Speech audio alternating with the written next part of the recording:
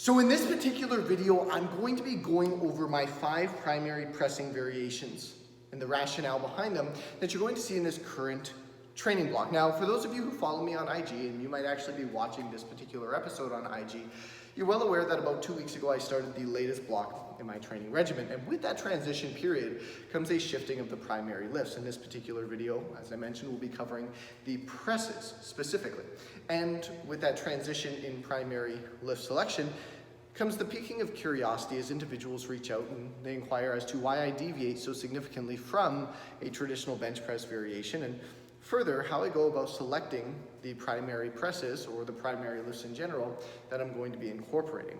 So that's what I want to kind of go over today, is those lifts and the rationale behind them. So the first thing that I think is worth clarifying is that although strength and performance is my primary concern when it comes to the progressive yield that I desire in consideration of adaptations, my goals are not specific to powerlifting alone. Yes, I want to excel on the conventional deadlift, the bench press, and the low bar squat, but they're not my only concerns.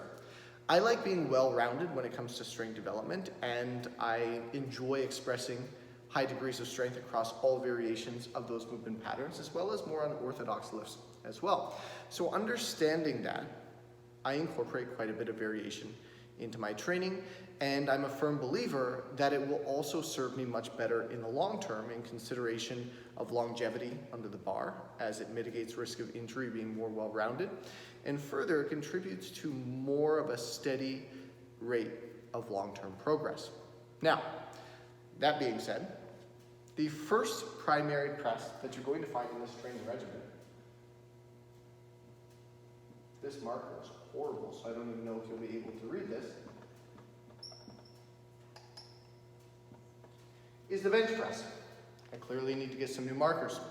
The bench press in consideration of volume progressions, and that's very specific. And the reason why I'm not looking to hit all-time maxes right now, or further to work on estimated 1-rep maxes in consideration of the intensity of the load on the bar relative to a specific rep range that might be a little bit unorthodox as compared to maybe a double, triple, or a set of 5, is because I was experimenting with this approach on the squat. From a psychological perspective, what I found personally a few training blocks back was that my squats were getting so heavy and the demand was so significant that I was actually starting to psych myself out before I even got under the bar.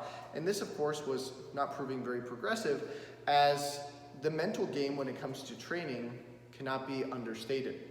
So what was occurring was I was either failing my lifts more than I was succeeding with them, or my form breakdown was severe enough that I didn't feel confident under the bar, or I didn't feel that the lifts I was executing constituted a reasonable performance such that I could count it, if you will. So that being said, what I did instead of scrapping the lift altogether was I shifted my focus from those all-time maxes or those estimated maxes in consideration of the intensity calculation, and I started focusing on volume. So I pulled out an extra working set or 2, and I brought the load down, but I got more work in under the bar. I still maintained the intensity at a high level, but I wasn't working to failure. I was more greasing the groove at a moderate level of intensity. And it was interesting because I did this for a couple of blocks, and then I went for a 445 single on the squat, and I'd have to double check the video, but I'm pretty sure I ran it in 2.55 seconds. No knee wraps, no belt, nada, no lifters even. It was a smoke show of a rep, and I felt great, I felt confident, there was no stick whatsoever, and that surprised me considering I think I was under 405 once in about 4 months before that. And 445 normally would be quite a bit of a grinder for me. And that piqued my curiosity, and I said, you know what? I'm finding I'm running into a similar psychological game on the bench press where the reps are becoming quite grindy. I wonder if I would be well served to employ a similar strategy where I focus on the build out of volume and the expansion of that base foundation on that particular exercise, and then see how that carries over, if at all. Now, this could be a complete flub and it could fail miserably, or I could be onto something and find a progressive strategy to overcome plateaus. So I won't know until I try, and that's part of being a great coach, is experimenting a little bit on yourself. So it's worked well on the squat, and I'm going to be employing it for another roll through, but at the same time, I'm going to do this as well on the traditional bench press. This obviously is going to be a full range of motion press, which is important to note. The second pressing variation that I have is a strict overhead press. Now, part of the reason why is because quite a while back, almost a year now, I believe this was pre-lockdown, I worked the overhead press and managed to get up to a 205-pound single on the strict press. And this was pretty significant. This was the first time that I got a strict press over 200 pounds. And I was quite proud of that, but I kind of ran those progressions out. And it's been a while since I've had the overhead press in my programming, but it is worth noting that the overhead press has a significant carryover to the bench press itself.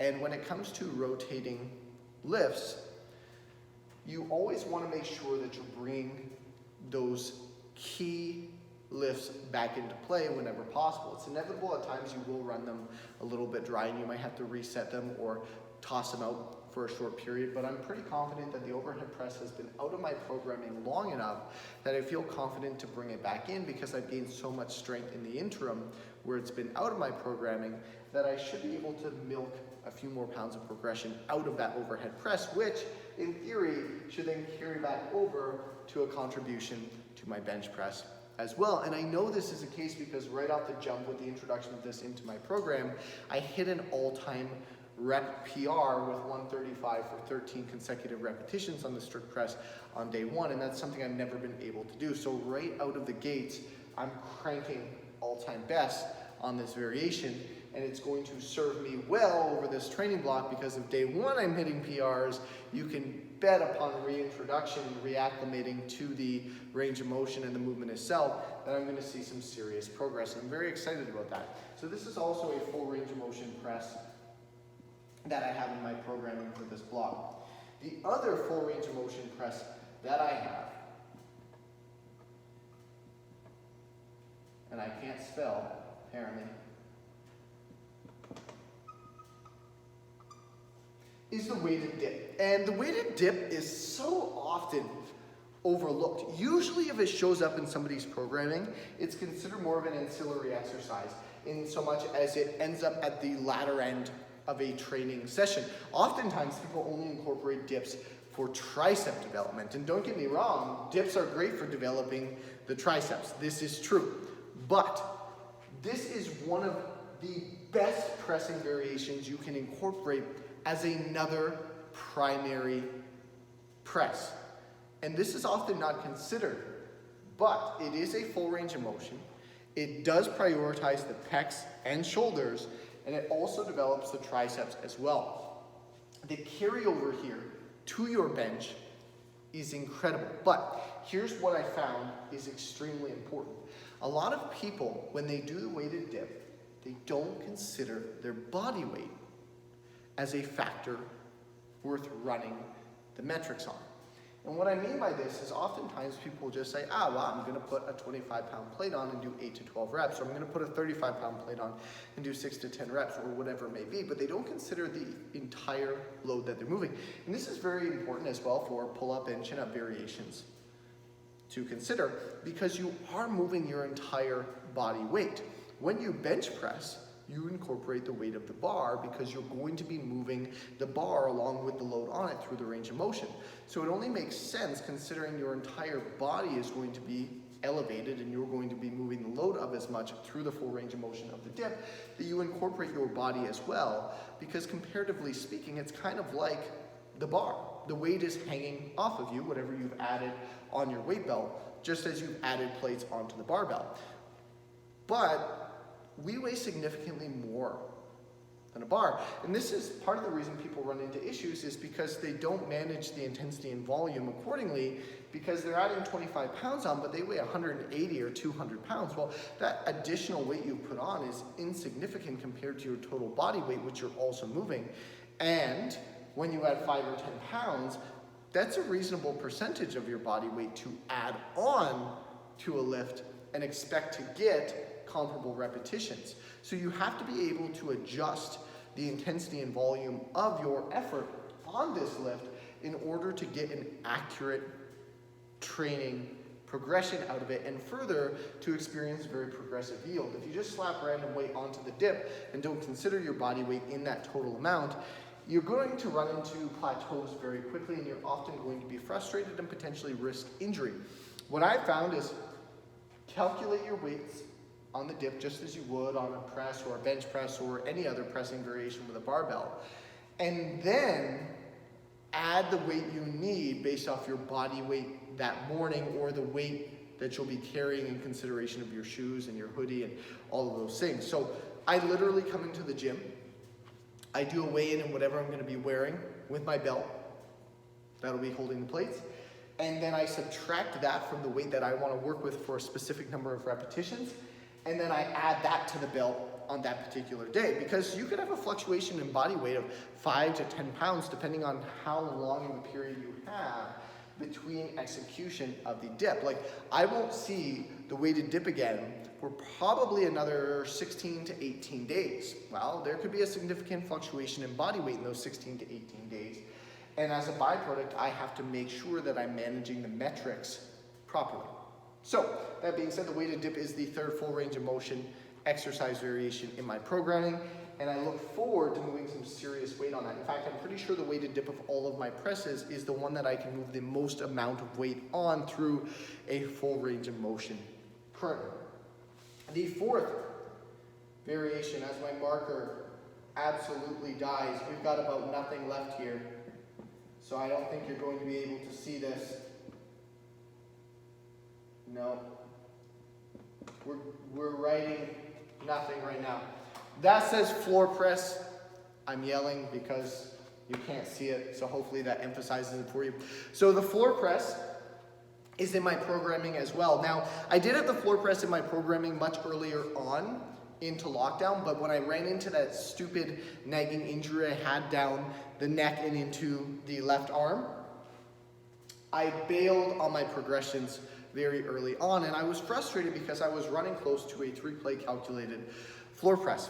So that being said, I have brought the floor press back in. I did some Swiss bar variation in the meantime, just so that I could continue to floor press without my ego being absolutely slapped and regressing as I would with a traditional straight bar. But now that I've gotten past that injury point, I've brought the straight bar floor press back into play again, and I'm making incredible progress on it right off the jump. And I'm looking to blow past the 3-plate milestone. Now, this is a partial range of motion press, and I would specify that right beside it, but the marker's dead, so it's kind of a waste of time now. But the reason I brought this specific partial range of motion in is because my sticking point personally on the bench press, as well as on all of my presses currently, is my lockout, which is weird because I have very strong triceps, or so I thought. Apparently, they're not as strong as they need to be compared to the amount of weight that I can press on other variations. So I've incorporated the floor press because it specifically works the lockout on the press. So that's why the floor press is there, and I'm looking to run some serious progressions on it. And then the final press, we're going to give it a shot anyways, that I have is an incline press. Another full range of motion press, slightly different angle. As you can see, I've basically covered almost every angle I could. I've got the flat bench press, I've got the overhead press, I've got the weighted dip, which comparatively, if you were using a barbell, would be kind of similar to doing a decline press in consideration of the lower pec development. And then I've got the incline press rolling as well. So I'm getting all those ranges of motion, talk about a carryover of strength across all angles. And the incline press, I'm simply incorporating for my own entertainment. It's going to have a carryover, of course, but I really want to get to a 3-plate incline. I think that would be pretty cool to do, and I'm really close, and I'm still running linear progressions on the incline. I'm calculating out close to 290 for a single, so I'm really closing that gap towards 3 plates. And I said earlier on in one of my training blocks that as long as I can continue to inch it forward week after week, I'm not taking it out unless I hit an absolute plateau, which I have yet to do, or I hit 3 plates on the incline.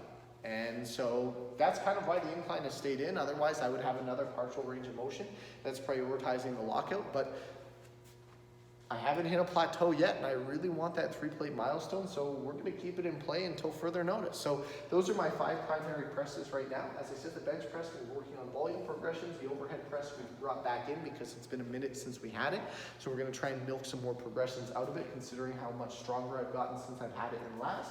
Very similar situation with the weighted dip, often an overlooked pressing variation that can contribute significantly to your bench press strength. The floor press to work the lockout, which is a sticking point for myself on an individual basis, and the incline bench purely to please my own ego. Hopefully that gives you a little bit more clarification into what my primary presses are in this training block. I will be doing a video as well on my lower body lifts. I'm going to break it up into the squat variations and then of course the deadlift variations as well. Quite a bit more specialty bar work being incorporated into the lower body in this training block. And as per usual, if you have any specific questions, comments, concerns, curiosities, make sure you let me know, either DM me or drop a comment, and I'll be sure to cover them in an upcoming piece of content in the near future. Thanks again, and make sure you subscribe if you found this video to be informative or to add value to your life in any way whatsoever. I appreciate your support, and we'll see you guys soon.